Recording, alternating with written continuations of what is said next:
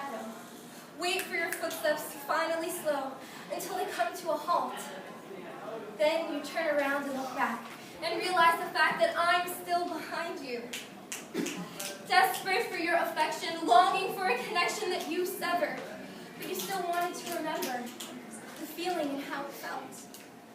But that moment never came. I was a fool to think I could take you when I couldn't even read my own name tag, when I couldn't even raise up my own flag and become my own patriot, when I was cheering for you instead of myself, when I, in my own home, became the help. Servicing you and catering to your every whim. You pulled off my fins and willed me to swim, and oh, how I swam, until I finally reached land, and there you were waiting. After all the suffering I went through, I thought you finally saw the truth about how I am right for you. But that wasn't it. You waited for me just to see me quit, just to see the look in my eye when you told me it was all a lie, and that your true intention was just to say goodbye. So I just stood there, dumbfounded, shattered and broken, wet and soggy, watching you walk away from me, and listening to the sound of my own heart. He sits on my shoulder like my own personal demon come to punish me, talons digging into my skin. And he holds me back when they ask, "Are you hungry?" And something deep inside of me screams yes, but the grumble pushes it down with whispers in my head of self-loathing and self-doubt, and so I say no. I can't remember a time before the grumble, a time where my weight was as inconsequential to me as yesterday's news. I can't. But I know that it existed because I did not know I had a scale in my bathroom until junior high. And I wonder sometimes what shifted in between that made me give up dreams of caviar and fame and dream instead of hip bones and ribs. I look at my cat sometimes and I laugh at that bulbous blob of fat, so happy and content. And I wonder if that could have been me in some alternate reality where I judged myself on more than just my body. I have only your best interests at heart, he whispers, and I know that he's right because nobody sees your personality when you walk down the street, and I would rather go without. So I can shove myself into that misogynistic latex suit you call a bikini and impress people I don't even know. Stare at my hip bones and my ribs because they are my self-worth. And when I die, I want only to be remembered by my size 0 jeans. And in my eulogy, you will say she lived as she died hungry. And I wonder if they can see how repulsive I am, because hip bones and ribs on a dog we call abuse, but on humans we call beauty. I will let the grumble rage on inside of me until I concave in, and when I feel the back of my stomach touch my spine, I will sit down on the floor of the gas chamber with a girl from Auschwitz. And we will stare at our arms, bones jutting out, skin pulled back. And she will look at me and ask, "Which camp are you from?" I am from Camp Media. I am from Camp People and Camp Star, Camp America's Next Top Model. I am from Camp Photoshop and Camp Airbrush, Camp Finspo and Camp Binge. I am from Camp Self-Deprecating Fears. I am from Camp Self-Loathing in the night, staring into a mirror, dreaming of something better than what stands before me. But most of all, I am from Camp Tears shed over things I can never change. I will let myself stay here, dreaming of salvation, never realizing the key to my redemption lies buried beneath the slice of pizza I will never eat, but I will search for it beneath numbers on a scale and sheets of laxatives as the grumble rages on inside of me, begging for self-restraint. Yeah, Fawn, yeah. You're like the moon. You hang above my head with my guilt, never letting me forget my mistakes. You're like the moon. You have craters to hold your secrets in. Like manhole covers, they disguise the man you truly are. You're like the moon. You're such a fake. You pretend to give off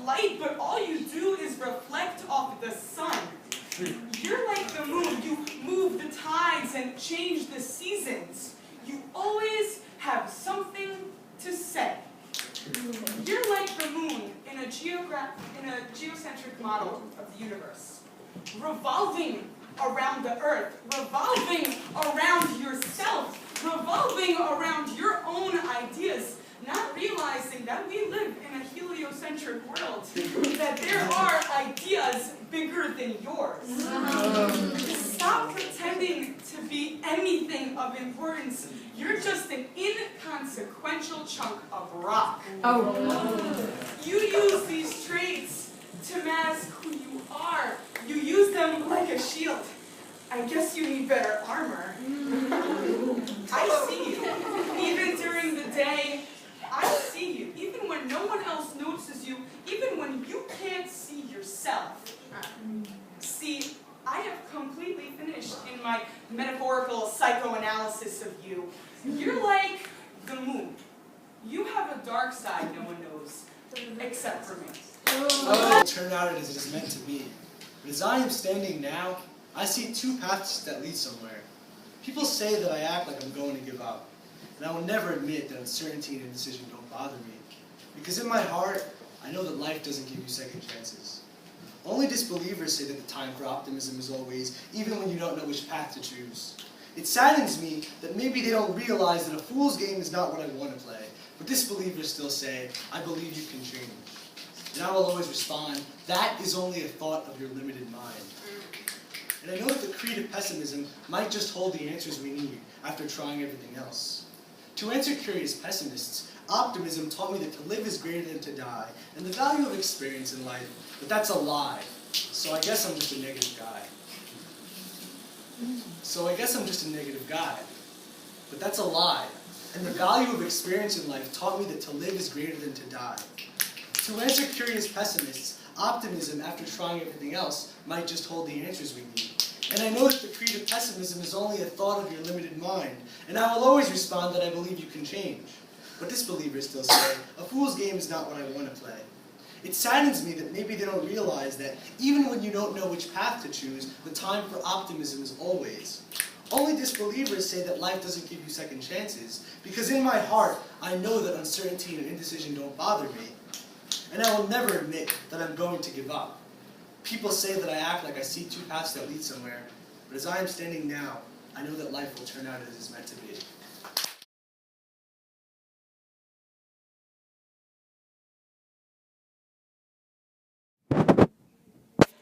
Lately, every conversation runs like, excuse me, Are you a junior in high school? where are you going to college? Average used to sound like an antonym for self. Used to love that I was different from everyone else. Now I'm daydreaming of being accepted to a $40,000 a year robot factory. I want to be at the top of the pre-wrapped, perfectly packaged business women brigade. Tied up in strings, you wrote me. You choked me with your questions as if I could make a selection to where my life's headed before it's even started. Are you kidding me? Heroes used to sound like the hoofbeats of horses from fairy tales. Never imagined asking the knight in shining armor, where'd you get your PhD from? Sorry, which Ivy qualified you for being looked up to? Wasn't it just last year when my mom cried at my kindergarten graduation? When all my grandparents were alive at my family reunion? When I had trouble writing script T's? And it was okay for me to burp the ABCs? Now all my nightmares are about format of the SATs, like reading comprehension question 1. Which answer from the list below best describes where you're headed? A. 2.5 children, white picket fence. B. 9 to 5 hours, cubicles and computer screens. C. Stress balls and antidepressants. D. Undecided! 17. Too young for midlife crisis, too old to have no answers. So in response to your question, Yes, I am a junior in high school. I've got the pencil shavings to prove it. just ask the bags of weighed down worry under my eyes, from sleepless nights of studying definitions of 15-syllable synonyms, I've quite forgotten who I am. So, sir, I'm sorry. I don't know. Where'd you go? In this world, you gotta be thin to win, you gotta at least act like you get it, because in this world, you're competing against yourself and everyone around you. And we're so busy looking out for ourselves, we don't bother looking up. I'm too busy to look up, I'm chasing my own future, and you're in my way. We live in a world where the top of the class sneers down to the others, where you gotta shine the brightest, you'll freeze in the cold shadows of anyone better than you, so be better, be the best. If you're not at the head of the pack, we'll get trampled, so run. I wonder where to look for hope anymore.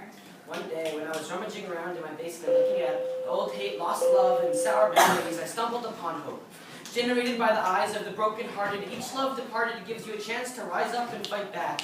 Hope is what drives us in society. 4 walls and a carpet floor, call it a job. Hope calls it a stepping stone to something more. Hope turns fate into destiny, falling down into climbing higher. Maybe that's why I've always hated time machines. Because they always bring you back to the past love that was not meant to be a Romeo and Juliet of the 21st century. Society tells me to believe in stepping stones. Sorry. Society tells me to believe in stepping stones, that they won't sink into the water and become skipping stones, that they won't fly away from me like my words. Trust in society.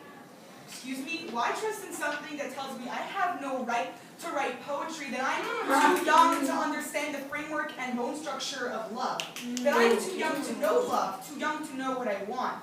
I have to trust my superiors, belittle the struggles I see when I look in the mirror, that I have to believe in the cliche of getting flowers from someone I love.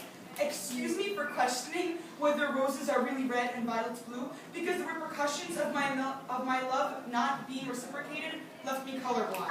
Oh! They tell me to trust in something other than my power to write about love. Excuse me if I question Romeo and Juliet in their stupidity. No thanks. I have a lot to live for. I won't cry because you tell me to, or waste my time trying to convince you, society, that I know about love. Beats pounding, bass drums, bodies swing to a language I never learned. Harder than Spanish and French, colder than the beer in my hands, I pause. Trembling with fear at the nameless faces, also comfortable with the heat of each other when I find it. Like a safety rope in a Pokemon cave, a book. Left alone in a corner like a dog for adoption, I open. Nights on a horse of dreams not yet broken by rational thought. Bravery, not possible in reality, that by reading this book, I can become more brave than I've ever been in life in this world. Anything's possible. I can be a protagonist, hide from my problems, be a hero. Even though in life I'm on the side, sitting in the corner reading a book, in the story I'm a hero, slaying dragons my enemies, watching people die around me but never letting go. Keep on running, never stop, when you're still, the fear comes. When the words stop flowing, couplets falling close. Like a jolt back, I open my eyes and the nights fall around me. I was always safer in a world of dragons and iron thrones than I am in a world of sex and drunk drivers. Step out the door into a street, I am searching for more than just thrills. I am searching for pools of words to fall into, but I am trapped. I know 100 ways to kill a dragon and 1,000 more to charm a snake, but I was given this life instead. A life not of princes and of kisses, but of quick feels and nightmares, locked and pounding beats open. That's to the dragon, that's to my fears, that's the part of me that ever stood still enough to be afraid. I am a knight, I am brave. I'm afraid that if I stay that I'll forget it's not real. The bravery is imagine the dragons you slay, but in the good that you do in the world. Close. I gave up dreams of popularity at the same time I gave up letting you go. Because when forced to choose between high school boys and Harry Potter, the choice was never hard. And if I let myself look up long enough, I can write my own story. On pages of life strewn together in history class, remembered for more than basses pounding late into eardrums desperate for sleep, open, close. Once upon a time.